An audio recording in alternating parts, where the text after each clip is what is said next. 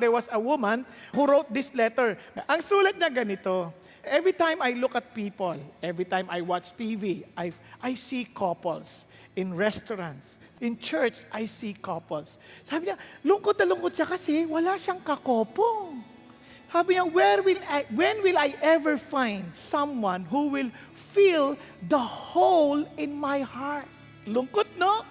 Ayan ang tingin ng marami. Ang totoo niyan, marami, parang masaya lang silang magka-holding hands. Kaya lang naman talaga hawak yan para hindi pumunta sa iba. pero takot na takot siya. Hawak na nga kita kung saan sa ka pa tumitingin.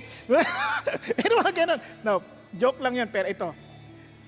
The relationship does not give us fullness. Bakit ko nasabi? Tingnan nyo na lang. Yung isa sabi niya, pag napangasawa ko tong si Fe, panalo. Di ba? Kaya nung ikakasal, ang saya-saya. You came along just at the right time. Ganun, no? Pagkatapos, pag ilang panahon ang lumipas, parang galit na siya kay Fe. Parang siya, Fe! Ganun na. So, naghanap ng Alma. Nakapansin niya no si Alma ng Alma. Pinalta na naman, hanap ng Lorna. Nung si Lorna hindi pa rin nasapatan, si Maria. Nung si Maria, hindi pa rin si Mario. Hindi niya mahanap eh. Natatawa, nangyayari na ngayon yan ha. Parang may something wrong. There's something missing. Kaya alam niyo po, merong isang matalinong tao, a well-known mathematician said this, si Blaise Pascal. There is a God-shaped vacuum in the heart of each man which cannot be satisfied by any created thing, but only by God the Creator made known through Jesus Christ. Can you imagine? Sabi niya, walang makakapuno. Kaya ang problema lang, where is that God?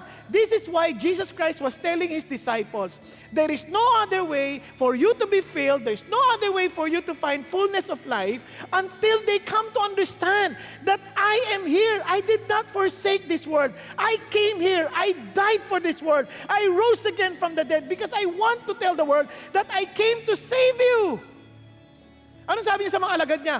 Therefore, sabi niya gano'n, I want you to be my witnesses in Jerusalem, in Judea, in Samaria, even to the remotest part of the earth. Why? Because the problem of emptiness is universal.